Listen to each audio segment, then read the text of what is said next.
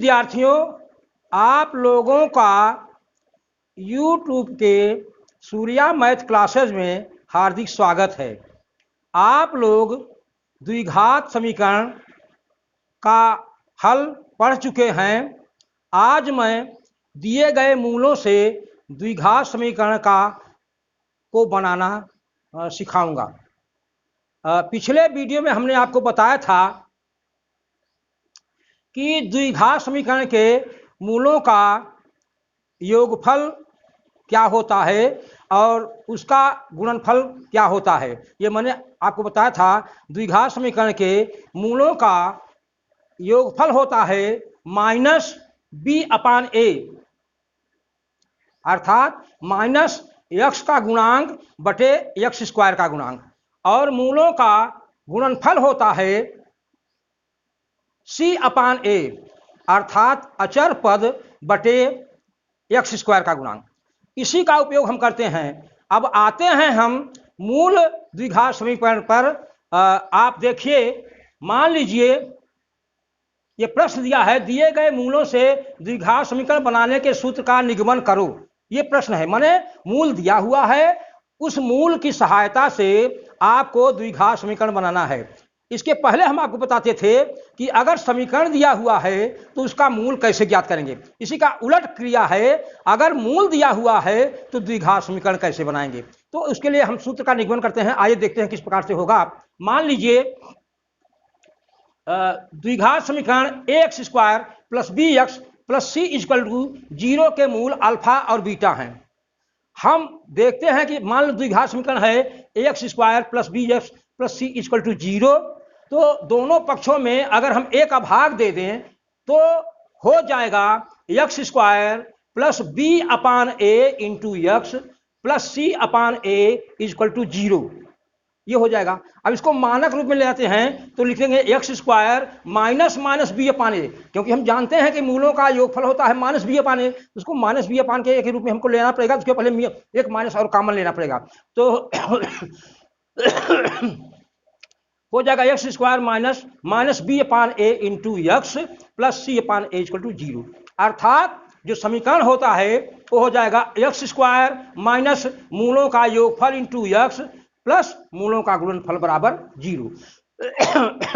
अब हम जानते हैं कि मूलों का योगफल है माइनस बी अपान ए, जैसा कि हमने आपको बताया है। इसको अल्फा प्लस बीटा मान लिया, और मूलों का गुणनफल है सी अपान ए, माने अचर पद बटे एक्स स्क्वायर का गुणांक, और इसको हम लिखते हैं अल्फा इंटू बीटा, माने दोनों मूलों का गुणनफल कर दिया। तो हमारा समीकरण क्या बन जाएगा, एक्स स्क्वायर माइनस मूलों का योगफल इंटू एक्स प्लस मूलों का गुणनफल बराबर 0। ये मेरा हो गया बनने वाला समीकरण।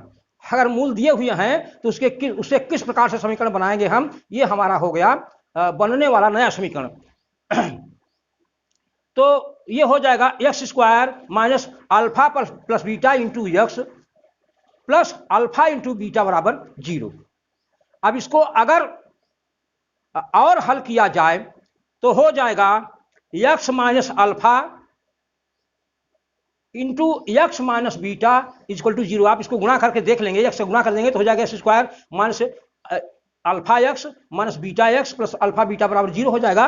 और इसमें जब कॉमन लेंगे एक्स तो हो जाएगा एक्स प्लस माइनस अल्फा, और फिर बीटा कॉमन लेंगे तो माइनस एक्स माइनस बीटा, तो हो जाएगा X minus alpha into X minus beta equal to 0। इसको हल करके आप देख लीजिए, इतना ही मान आएगा। आप द्विघात समीकरण हल करना तो जानते हैं गुणनखंड विधि द्वारा, इस प्रकार से आप जो है इसको हल कर लेंगे।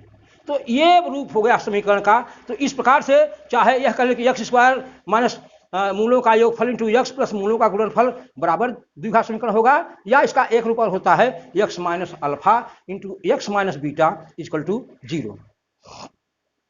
अब यह हमको सूत्र मालूम हो गया कि नया जो मूल होगा उसका मान होगा मूल एक्स स्क्वायर माइनस मूलों का योगफल इंटू एक्स प्लस मूलों का गुणनफल बराबर 0। अब इसका चलो हम प्रयोग करके दिखाते हैं किस प्रकार से समीकरण को कोई समीकरण बना सकते हैं अगर मूल दिए हुए हैं। तो प्रश्न, अगला प्रश्न देखिए, आप देखते हैं, यदि समीकरण X square minus X minus 2 equal to 0 के मूल अल्फा और बीटा हों तो वह समीकरण ज्ञात करो जिसके मूल 2 अल्फा प्लस 1 और 2 बीटा प्लस 1 है।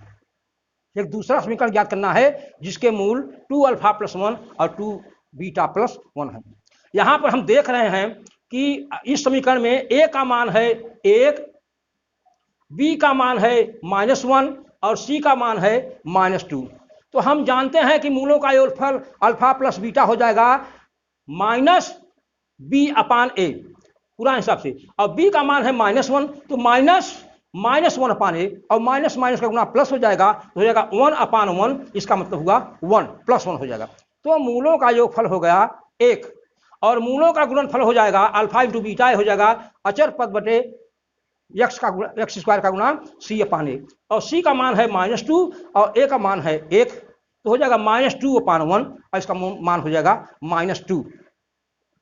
अब हम समीकरण इसका मान जो है मूलों का योगफल और मूलों का गुणनफल का मान जो है अगर हम बनने वाले समीकरण में रख दें तो क्योंकि नया समीकरण होता है x स्क्वायर माइनस मूलों का योगफल इंटू x प्लस मूलों का गुणनफल बराबर 0।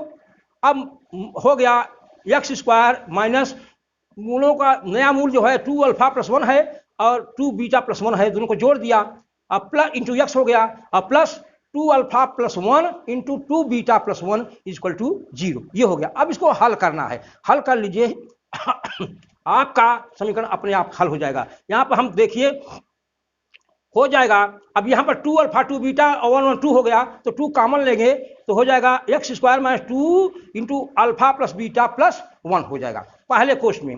और दूसरे क्वेश्चन में आप देखते हैं 2 अल्फा 2 बीटा गुना हो जाएगा तो 4 अल्फा बीटा होगा और प्लस 2 कॉमन अल्फा बीटा तो 2 अल्फा प्लस बीटा हो जाएगा और प्लस 1 का 1, इसको गुना करेंगे तो इतना आपका आएगा बराबर 0 हो गया। अब इसके आगे हम देखते हैं ये होगा x square minus alpha plus beta का मान है 1, आप देखते हैं मूलों का योगफल 1 है तो 1 + 1 हो जाएगा इंटू x प्लस 4 और मूलों का यहाँ पर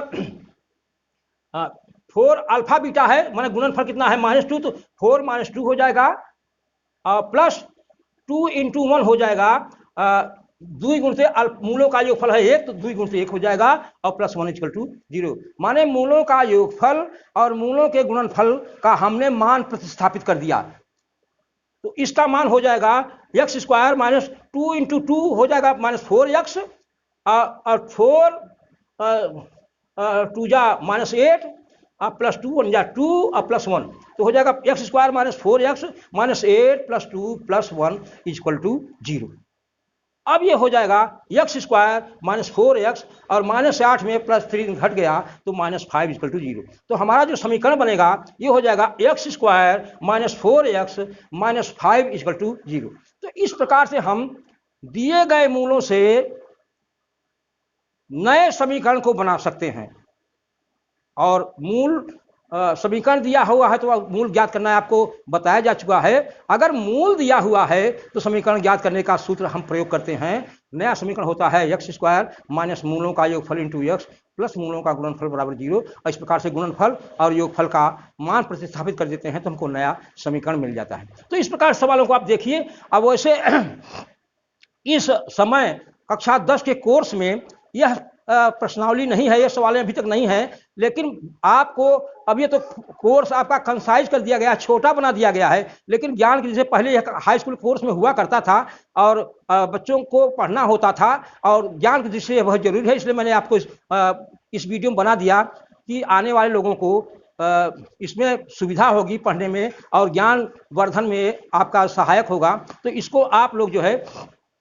तैयार रखें और सवालों को आपको करें, इसमें और सवालों को आप हल करें और फिर हम आपको अब हम प्रयास करेंगे कि आपका अगला अध्याय जो है और बतावें, या मेरा तो प्रयास रहेगा कि अब हम आपको विज्ञान की तरफ ले चलते हैं, विज्ञान का कुछ वीडियो डालें आपको कि ताकि आपका गणित और विज्ञान दोनों साथ साथ चलता रहे और आप लोगों को यूट्यूब पर मेरे जो है वीडियोज मिलते रहें और आप लोगों को उसका लाभ मिलता रहे। लेकिन इसके लिए भाई आपको हमने इसकी प्लेलिस्ट बना दिया है। सूर्या मैथ क्लासेस की प्लेलिस्ट जो है मैथ की अलग हो गई है, विज्ञान की लिस्ट अलग हो गई है। तो उसमें अगर आप प्लेलिस्ट को क्लिक कर देंगे तो मेरे सारे वीडियोज आपको मिल जाएंगे। सूर्या मैथ क्लासेस को आप क्लिक करेंगे तो मेरे सारे वीडियोज आपको क्रमबद्ध तरीके से मिलेंगे और आपको पढ़ने में सुविधा होगी, याद करने में सुविधा होगी और समझने में सुविधा होगी। इसके लिए आपको जरूरी है कि आप वीडियो को सब्सक्राइब कर दें, सारे वीडियोज आपको मिलते रहें आपके मोबाइल के यूट्यूब पर और आप उनका जो है लाभ उठाते रहें।